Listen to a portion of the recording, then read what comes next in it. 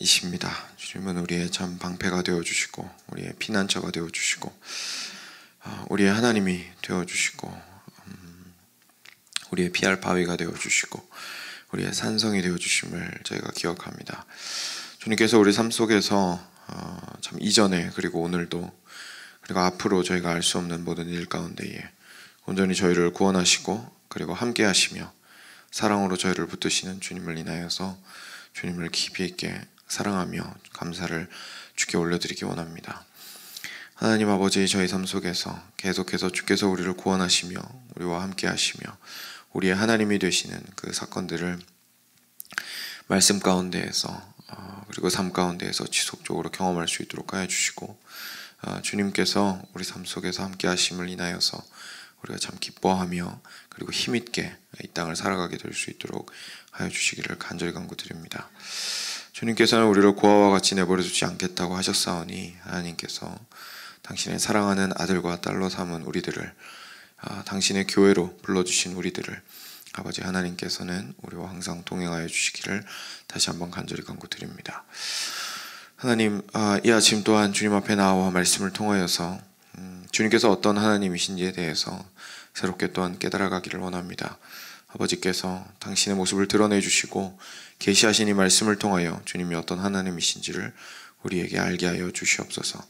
우리의 마음이 참 겸손함으로 받아들이게 하여 주시고 우리의 삶을 똑바로 볼 수 있는 정직함과 지혜로움을 허락하여 주시옵소서.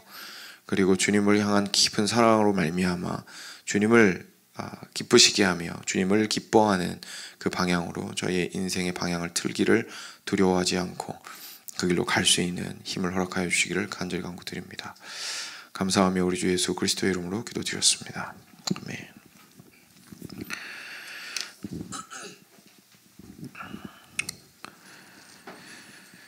네,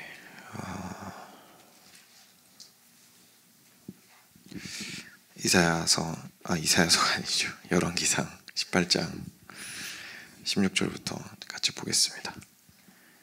갑자기 재밌는 게 눈에 들어와서 저희가 어제 10편 18편 같이 말씀 나눴는데 오늘 18일인데 열왕기상 18장이네요.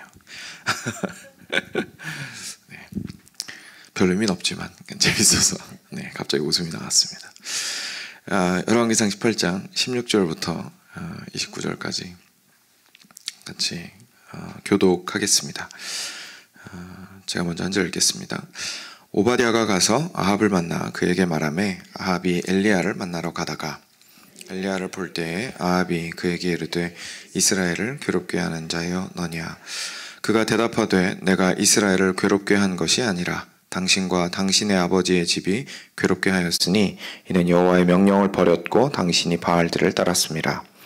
그런즉 사람을 보내 온 이스라엘과 이세벨의 상에서 먹는 바알의 선지자 450명과 아세라의 선지자 400명을 갈멜산으로 모아 내게로 나오게 하소서. 아합이 이에 이스라엘의 모든 자손에게로 사람을 보내 선지자들을 갈멜산으로 모으니라. 엘리야가 모든 백성에게 가까이 나와 이르되 너희가 어느 때까지 둘 사이에서 머뭇머뭇하려느냐. 여호와가 만일 하나님이면 그를 따르고 바알이 만일 하나님이면 그를 따를지니라 하니 백성이 말 한마디도 대답하지 아니하는지라. 엘리야가 백성에게 이르되 여호와의 선지자는 나만 홀로 남았으나 바알의 선지자는 450명이로다.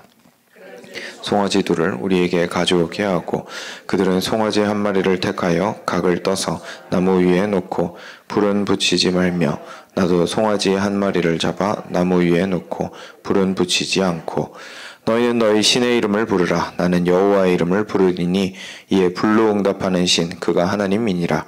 백성이 다 대답하되 그 말이 옳도다 하니라. 지자들에게 이르되 너희는 많으니 먼저 송아지 한 마리를 택하여 잡고 너희 신의 이름을 부르라. 그러나 불을 붙이지 말라. 그들이 받은 송아지를 가져다가 잡고 아침부터 낮까지 바알의 이름을 불러 이르되 바알이여 우리에게 응답하소서 하나 아무 소리도 없고 아무 응답하는 자도 없으므로 그들이 그 쌓은 제단 주위에서 뛰놀더라. 정오에 이르러는 엘리야가 그들을 조롱하여 이르되 큰 소리로 부르라. 그는 신인즉 묵상하고 있는지, 혹은 그가 잠깐 나갔는지, 혹은 그가 길을 행하는지, 혹은 그가 잠이 들어서 깨어야 할 것인지 하매, 이에 그들이 큰 소리로 부르고 그들의 규례를 따라 피가 흐르기까지 칼과 창으로 그들의 몸을 상하게 하더라. 정오가 지났고 그들이 미친 듯이 떠들어 저녁 소재에 들을 때까지 이르렀으나 아무 소리도 없고 응답하는 자나 돌아보는 자가 아무도 없더라. 아멘. 네, 드디어 저희가 잘 알고 있는 갈멜산 전투가 시작이 되었습니다. 제 오바댜가 그 아합과 함께 길 떠났다가 중간에서 갈라진 이후에 엘리야를 만나게 되죠. 그리고 엘리야를 통해서 이제 다시 하나님께서 비를 주시기로 하셨는데, 그 전에 아합에게 먼저 엘리야가 자기 자신을 보일 것을 하나님이 명하셨기 때문에 그렇게 하겠노라고 이야기를 하고 이제 일이 성사가 됐습니다. 그래서 드디어 이제 만났죠. 오늘 엘리야를 볼 때의 17절입니다. 오늘 엘리야를 볼 때에 아합이 이렇게 말합니다. 그에게 이르되 이스라엘을 괴롭히는 자여 너냐, 이렇게 이야기합니다. 굉장히 아이러니하죠. 지금 현재 이스라엘이 가뭄으로 인해서 아주 고통당하고 있는데, 그 고통을 실제로 야기시킨, 실제로 그 고통을 가져온 그 아합이 말할 때 엘리야를 보고 네가 이스라엘을 괴롭게 하는 자다라고 이야기하는 걸 보게 됩니다. 그랬더니 엘리야가 지지 않고 이렇게 말합니다. 18절입니다. 그가 대답하되 내가 이스라엘을 괴롭게 한 것이 아니라, 내가 아닙니다. 당신과 당신의 아버지의 집이 괴롭게 하였으니 이는 여호와의 명령을 버렸고 당신이 바알들을 따랐기 때문입니다. 라고 이야기하는 것을 저희가 보게 됩니다. 사실 저희가 굉장히 많이 두려워해야 하고, 그리고 경계를 받아야 하는 부분입니다. 왜냐하면 저희가 실제로 살아가면서 대부분의 경우에 하나님의 뜻과 반대되게 가거나 나의 뜻을 따라서 행하고 있거나 할 때에 눈에 잘 안 보이거든요. 아합처럼 실제로 지금 이 가뭄이 누구 때문에 이렇게 된 건지에 대해서 자기는 눈에 안 보이는 겁니다. 그래서 결국은 하나님의 사람 찾아가지고 지금 표면적인 것들만 이야기를 하고 있는 것을 저희가 보게 됩니다. 표면적으로 지금 현재 이 땅에 가뭄이 있으면 내가 힘들죠. 왕으로서 내가 힘들고, 다스리기 힘들고, 백성들의 지지율 떨어지고, 그죠? 백성들 힘들고, 다 같이 굉장히 어려운 가운데 있습니다. 내가 도대체 뭐하러 이렇게 힘들어야 돼? 내 인생 도대체 왜 이렇게 힘든 거야? 그러니까 표면적인 수준에서만 생각을 합니다. 그럼 그랬을 때에 생각나는 건 한 명밖에 없죠. 지금 당장 이 가뭄을 나한테 가져온 사람입니다. 그죠? 그러니까 이 가뭄을 일으킨 사람은 결국은 비 안 내릴 거라고 나한테 와서 얘기했던 엘리야 선지자입니다. 그러니까 엘리야만 죽일 사람이 되는 거예요. 그러니까 그 뒤편에 실제로 무슨 일이 있고, 그래서 그 본질이 무엇인지, 이 고난과 고통의 본질이 무엇인지에 대해서는 볼 수 있는 눈이 아합에게는 없었던 겁니다. 근데 지금 아합은 정말 하나님을 대놓고 대적하고 있는 사람이니까 이렇긴 하지만, 실제로 하나님을 경외한 마음으로 살아가려고 하는 우리들도 충분히 경계를 받아야 할 만큼 우리도 그럴 때가 너무 많은 것을 사실 보게 되죠. 실제로 고지에 올라가야만 내가 지금 처해 있는 이 상황이 국지적으로 어디서부터 시작해서 어디까지 가고 있는 것인지가 보이기 시작합니다. 높은 곳으로 올라가야지만 문제가 똑바로 보이고 해결되는 것을 저희가 경험을 할 수가 있는데, 문제 바로 앞에서만 저희가 계속 쳐다보고 있으면 끝도 안 보이고 시작점도 안 보이고 그냥 현재 나를 향해서 덮쳐오는 어려움과 이렇게 물길이 몰려오는 것밖에 보이지 않기 때문에 사실 제대로 볼 수가 없고 두렵고 불안한 마음만 가득해지잖아요. 근데 실제로 그래서 표면적인 것만 볼 수밖에 없는 거죠. 그래서 실제로 우리가 경험하고 있는 현실 속에서의 어려움, 우리 삶에서의 가뭄을 올바르게 파악하고 이해하고 진단하고, 그리고 이 가뭄에 무너지지 않고 내가 그러면 이 가뭄에서 어떻게 행할 것인가 라는 사실을 보기 위해서는 결국 높은 눈을 가질 수밖에 없습니다. 하나님을 경외한다라는 건 결국 이렇게 높은 눈을 가진다라는 것과 어떻게 보면 마찬가지인 것이죠. 그랬을 때에서야 비로소 이런 부분이 잘못되었구나 라는 것에 대해서 알게 됩니다. 만약 아합이 하나님을 경외하는 사람이었다면 아합이 그 사실을 깨달았겠죠. 내가 지금 현재 당하고 있는 이 고통만 가지고 내가 억울하다고 생각하고 화난다고 생각하고 지금 당장 이 가뭄을 나한테 와서 예언했던 엘리야만 미워했었는데 지금 생각해 보니까 그게 아니라 이 가뭄이 오히려 내가 하나님을 올바르게 섬기지 않았기 때문에 내 선대가 오므리가 그리고 그 위에서 계속 이어져 내려왔던 여로보암 이후의 모든 왕들이 하나님을 향해서 했던 그 모든 악행들 때문에 지금 현재 이렇게 고통을 당하고 있는 것이구나 라는 사실을 깨닫고 돌이키는 기회로 삼았을 겁니다. 그래서 우리가 가뭄 가운데 있을 때, 어려움 가운데 있을 때 하나님께 우리가 부르짖으면서도 동일하게 그 상황을 보고자 해야 되는 각도는 바로 더 높은 곳에서 현재 이 고난을 보고자 하는 것이 지혜로울 것입니다. 그것이 이제 하나님께서 우리와 함께 하실 때 우리에게 허락해 주시는 부분인 것 같습니다. 그래서 엘리야가 그 아합의 잘못을 이렇게 18절에서 명확하게 지적을 했습니다. 그리고 19절입니다. 그래서 이제 본격적으로 대결을 시작을 할 건데 어떻게 하냐면 이렇게 하겠다고 이야기를 하죠. 사람을 보내서 이스라엘과 이세벨의 상에서 먹는 바알의 선지자 450명과 아세라의 선지자 400명을 갈멜산으로 모아 내게로 나아오게 하십시오. 엄청난 인원이죠. 바알 선지자 450명 그리고 아세라 선지자 400명입니다. 그리고 아합이 그 이야기를 듣고 모든 자손에게로 사람을 보내서 선지자들을 갈멜산으로 모았습니다. 그리고 여기에 이스라엘도 같이 모으라고 했으니까 이제 백성들도 그 자리에 함께 했던 것이죠. 그래서 엘리야가 이때 이들에게 이렇게 말합니다. 모든 백성에게 가까이 나아가서 이르되 너희는 어느 때까지 둘 사이에서 머뭇머뭇하겠느냐. 여호와가 만일 하나님이면 그를 따르고 바알이 만일 하나님이면 그를 따를지니라 하니 백성이 말 한마디도 대답하지 아니하는지라 라고 이야기합니다. 저희가 또 하나 여기에서 또 경계를 받게 됩니다. 사랑하는 여러분, 저희가 신앙을 가지고 이 땅 가운데서 주님께 예배하고 경외하는 마음으로 살아가고자 했을 때에 사실 대부분의 경우에 가장 많이 발생하는 문제는 대놓고 불순종하는 것보다는 사실 머뭇거리는 것이 참 많이 있죠. 머뭇거리는 것이 참 많이 있습니다.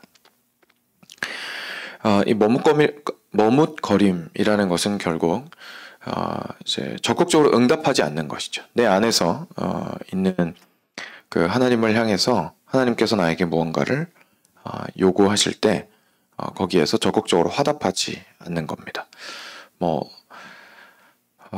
나의 삶 가운데에서 하나님께서 행하기 원하시는 공의로움과 그리고 선한 길이 있을 수 있고, 그리고 우리가 하나님께 올려드리는 예배와 그리고 그 모든 우리의 신앙을 붙들어 줄 수 있는 이걸 보통 은혜의 수단이라고 표현을 하는데 말씀이랄지 기도랄지 이런 것들을 최우선순위에 놓는 싸움들이 있을 수도 있고요. 근데 이런 기본적인 싸움들 이외에도 저희 삶 속에서 저희의 경제적인 부분이나 아니면 저희 직업에 관련된 부분이나 가족에 관련된 부분이나 이런 부분에서 하나님께서 말씀하시는 원리를 따라서 살아가기보다는 우리가 생각하는 옳다고 생각되는 방향, 그리고 세상이 옳다고 말하는 그 방향을 따라서 살아갈 때가 훨씬 더 많이 있습니다. 그런데 그때에 우리가 자주 취하게 되는 우리 마음의 태도는 수동성입니다. 수동적이죠. 그러니까 마음으로 이렇게 얘기하는 겁니다. 하나님이 팍 하고 땡기시면 거부는 하지 않겠습니다. 근데 그렇다고 제가 가진 않겠습니다. 저는 일단 제 자리에서 제가 그래도 이렇게 하고 있는 이 삶을 그대로 살아가는 것이 저는 좋고, 그리고 이걸 딱히 하나님께서 죄라고 말씀하시는 것도 아닌 것 같아서, 왜냐하면 내가 하나님을 예배하고 있지 않은 것도 아니고 하나님을 안 믿고 있는 것도 아니고 하나님을 향해서 가고 있지 않은 것도 아닌 것 같아서 근데 겁은 좀 나기 때문에 제가 이 자리에 있을 테니까 하나님 혹시 원하시면 언제든지 땡겨다 쓰십시오. 이렇게 얘기를 하는 거죠. 근데 사실 그것이 일종의 머뭇거림이죠. 머뭇거림입니다. 왜냐하면 다윗의 모습을 통해서 저희가 보듯이 사실 하나님을 향한 사랑이라는 것은 지속적인 이끌림입니다. 지속적인 이끌림입니다. 사랑하는 사람이 있을 때 우리는 지속적으로 그 사람을 향해서 다가가게 되어 있습니다. 그죠? 더 많은 시간을 쓰고 싶어하고, 더 많이 그와 함께 대화하고 싶어하고, 더 그를 위해서 무엇을 해줄 것이 없을까 생각하게 되고, 서로를 향해서 다가가게 됩니다. 그런데 그 다가감에 대해서 머뭇거리고 있다라는 것은 사실상 나의 안에서 그를 향한 사랑과 경외의 마음이 둘로 갈라져서 더 이상 그쪽을 향하지 못하게 하고 있다는 것을 의미하죠. 그리고 이것에 대해서 저희가 편안하게 생각할 수 없는 이유가 뭐냐면, 만약에 진짜로 이런 마음의 상태가, 머뭇거리는 마음의 상태가 괜찮은데 베스트는 아니다. 그래서 저희 그렇게 생각할 수 있습니다. 그죠? 그런 베스트, 탁월한 삶은 굉장히 특별한 사람들만 사는 거고, 지금 내 삶이 베스트라고 말은 나도 안 하겠지만 그래도 그렇다고 해서 최악은 아니지 않느냐, 그래도 어느 정도의 수준을 유지하면서 내가 살아가고 있지 않느냐라고 생각할 수 있습니다. 근데 사실 이게 사랑의 관계이자 주인과 종의 관계라고 생각을 해보면, 이 머뭇거림 자체가 사실 굉장한 마음에서의 어떤 반역과도 같은 행위라는 것을 저희가 알게 되죠. 왜냐하면 사랑하는 사람이 있을 때 이 사랑은 결국 배타적일 수밖에 없죠. 그래서 그 사람을 향해서만 가야 하는 사랑입니다. 그런데 그 사랑 이외에 다른 사람이 들어왔는데 그를 거부하지 않았어요. 그죠? 이건 문제입니다. 우리 집에 같이 사는 사람이 있는데 다른 사람이 들어와서 살림을 차렸는데 아무 말을 안 해요. 머뭇거리고 있어요. 그러면서 말합니다. 아니, 원래 같이 살던 사람이랑 같이 살고 있잖아 라고 이야기하는 거죠. 그런데 우리 모두 알고 있습니다. 이게 심각한 문제죠. 거부할 때는 거부해야 하죠. 이유는 지금 이 한 사람만 사랑해야 되기 때문에 그렇습니다. 부부관계가 그런 거 아닙니까? 그래서 이렇게 관계라는 것으로 생각을 했을 때에는 사실 하나님 앞에서 머뭇거리는 것은 결국은 하나님께 등을 돌리는 것과 크게 다르지 않습니다. 주인이라고 생각해도 마찬가지죠. 내가 종으로서 우리 집 주인을 열심히 섬기고 있었어요. 근데 다른 주인이 저기서 들어와요. 근데 아무 말 안 하고 가만히 있어요. 그러면 주인이 저한테 화내지 않겠습니까? 그죠? 야, 너는 다른 주인이 들어오는데 가만히 멍하니 쳐다보고 있었니? 라고 이야기를 하시겠죠. 그것은 결국은 나는 아무 말 안 하고 나쁜 짓 안 하고 그냥 주어진 상황을 받아들였을 뿐이라고 이야기를 하겠지만, 결국 내가 한 일은 뭐냐면 원래의 주인을 사실 밀어낸 일을 행한 것이 되어버립니다. 그래서 우리 삶 속에서 실제로 이런 머뭇거림들이 가져오는 굉장히 교묘한 하나님에 대한 불순종의 형태들이 많이 자리 잡고 있습니다. 그래서 제가 참 이런 말씀 항상 드릴 때마다 조금 조심스러운 게, 하나님을 따르는 삶에 대해서 오해를 하고 있으면, 그죠? 그 자체에 대해서 오해를 하고 있으면 저희가 이런 이야기를 들었을 때 엄청난 부담감으로 다가올 수밖에 없습니다. 그러니까 저희가 생각했을 때 하나님을 향한 탁월한 삶은 이제 목사나 선교사님들이 사는 거다라고 기준을 딱 박아놓고 있으면, 이제 그렇지 않은 내 모습의 모든 부분은 다 걸리잖아요. 그러니까 전부 다 머뭇거리는 것처럼 느껴지니까 이제 그런 부분을 혹시나 오해하실까봐 제가 좀 조심스럽긴 한데, 근데 그래도 가장 원리적인 측면에서는 항상 성경이 우리한테 이야기해주고 있습니다. 이렇게. 그래서 우리가 정확하게 이해해야 되는 건 뭐냐면, 그러면 하나님이 나한테 주어주신 이 삶 속에서 하나님을 경외하며 머뭇거리지 않고 전적으로 하나님을 사랑하며 사는 삶은 무슨 모습일까? 이것을 여러분 각자의 삶의 형태 가운데에서 사실 찾아 나가셔야 하는 겁니다. 그러니까 전부 다 내다버리고 목사나 선교사처럼 살라는 뜻이 아니고, 하나님께서 여러분들에게 허락하신 그 삶 속에서 과연 나는 하나님을 경외하는 삶으로 어떻게 살아갈 것인가 라는 것을 깊이 있게 고민하시면서 머뭇거리지 말고 적극적으로 나아가야 하는 부분이 있다는 것이죠. 이 머뭇거림에는 뭐까지 포함이 되냐면 방금 말씀드린 이렇게 진짜 하나님을 알고자 하는 노력까지 포함이 됩니다. 사랑하는 여러분, 우리는 이렇게 생각합니다. 신앙적으로 하나님, 저 하나님 알고 싶어요. 근데 안 나타나셨잖아요. 이렇게 이야기를 하곤 합니다. 하나님이 안 나타나셨잖아요. 저는 거부할 마음이 없다니까요. 하나님이 나한테 나타나셨으면 저는 보고 주님을 찬송했을 겁니다. 라고 이야기를 하고 생각을 합니다. 근데 그 또한 일종의 머뭇거림이죠. 왜냐하면 하나님께서는 이미 당신을 드러내 주셨고 우리에게 말씀을 허락하여 주셨고 그리고 진리를 주셨습니다. 우리를 교회로 인도하여 주셨고 실제로 당신을 깊이 있게 알고 사랑할 수 있도록 도와주셨습니다. 근데 거기에서 자꾸 거리 조절하고 있으면 하나님께서 나는 충분히 나를 드러내었다라고 아마 말씀하실 겁니다. 그래서 이런 부분도 저희들이 머뭇거리지 않아야 되는 부분 중에 하나입니다. 우리가 거기에서 머뭇거렸을 때 저희는 그것을 핑계로 삼을 수 있다고 이야기하지만 지금 엘리야가 뭐라고 얘기했죠? 여호와가 하나님이면 그를 따르고 바알이 하나님이면 그를 따라라. 무슨 말이죠? 전제가 있죠. 야, 니들이 누가 하나님인지 알아야 될 거 아니야? 라고 반문하고 있는 겁니다. 지금 이스라엘 백성들아, 너희들이 여호와 하나님을 모르는 바가 아니지 않느냐? 너희들이 율법이 없는 백성도 아니고 선지자가 없는 백성도 아니고 수많은 경험이 없는 백성도 아니고 그 엄청난 일들을 다 겪고 리소스도 다 있으니까 진짜 누가 하나님인지 너희들이 스스로 찾아서 확증해야 될 일 아니냐? 그냥 당기는 대로 끌려가면 어떡하냐라고 지금 엘리야가 이야기를 하고 있는 거죠. 근데 백성들이 어떻게 하죠? 아무 말 안 했습니다. 왜일까요? 역시나 머뭇거리고 있는 거죠. 무엇에 머뭇거리고 있는 겁니까? 그 어떤 하나님을 섬길지에 대해서 머뭇거리고 있는 겁니다. 결국 손해볼까봐 머뭇거리고 있는 거죠. 우리가 결단을 하게 되면 손해보지 않는다라고 이야기하는 건 거짓말일 겁니다. 그죠? 당연히 기회비용이라는 것은 있고 그리고 하나님을 따르는 삶은 실제 세상이나 내 뜻과는 상당히 반대되는 부분들이 많기 때문에 어려움들과 불편함들과 그리고 심지어는 때로는 불확실성에 대한 불안함을 이겨내야 할 때가 많이 있습니다. 그렇기 때문에 머뭇거림 그 회색지대가 저희들한테 안정감을 주는 거예요. 여기서 결정 안 하고 있으면 그 자리가 편안한 거죠. 그리고 거기선 책임을 안 져도 되고 그러면서도 나는 나쁜 사람은 아닌 거예요. 그래서 그 머뭇거림 사이에서 저희는 아직 머뭇거리는 중입니다. 조금만 기다려주세요. 라고 하고 할 수 있는 거죠. 근데 오늘 엘리야는 명확하게 이야기합니다.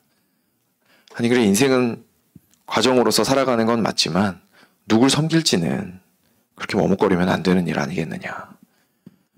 하나님을 섬길지 바알을 섬길지 정확하게 마음을 정해라. 라고 이야기를 하고 있는 것이죠.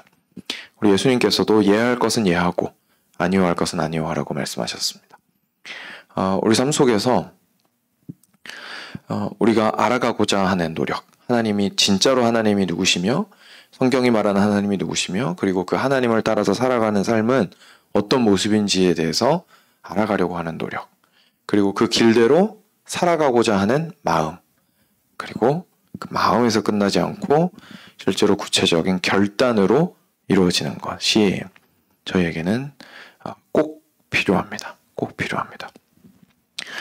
많은 경우에 사람들이 고통을 통해서 주님께로 돌아오게 되는 이유가 고통 속에서는 머뭇거릴 여지가 없기 때문에 그렇습니다. 고통은 우리한테 결단을 촉구하거든요. 우리를 막 밀어붙이는 거예요. 고통 안에서. 그래서 누가 진짜 하나님이야? 그래서 어느 길로 갈 건데? 그래서 어떡할 건데? 너 가만히 있으면 죽어. 이렇게 밀어붙이는 게 고통입니다. 그래서 고통이 채찍으로 사용되는 이유가 여기에 있습니다. 근데 우리가 그렇게까지 벼랑 끝으로 안 몰리면 결정을 안 하고 맨날 회색지대에 가만히 있는 거예요. 근데 문제가 그 고통이 지나가고 나서 똑같은 모습을 한다는 게 문제죠, 우리가. 그렇기 때문에 우리의 마음을 다잡고 온전히 주님 안에서 누구를 하나님으로 여기며 살아갈지에 대한 결단들과 또한 우리의 마음의 정함들이 참 반드시 필요합니다. 이것이 오늘 엘리야가 우리에게 보여주는 것입니다. 그리고 나서 이제 오늘은 뭐 다루지 않겠지만 내일 저희가 드디어 하나님께서 놀랍게 그 엘리야의 기도를 응답하셔서 제단 위에서 하나님의 하나님 되심을 떨어지는 불로써 거기 있는 모든 것들을 삼켜버리고 태워버리는 불로써 드러내시는 살아계신 하나님을 우리가 만나게 됩니다.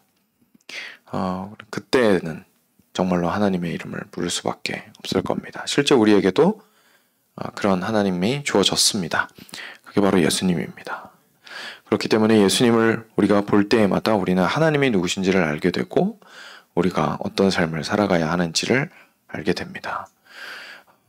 엘리야에게 임하셨던 그 불이 곧 예수 그리스도시다라는 사실을 한번 기억해 보시면서 과연 나는 그리스도를 나에게 허락하신 하나님을 섬길 것인가 아니면 다른 신을 섬길 것인가를 진지하게 삶 가운데에서 질문해 보시기 바랍니다. 함께 기도하겠습니다. 네, 주신 말씀 기억하시면서 함께 주님 앞에 기도로 나아가도록 하겠습니다.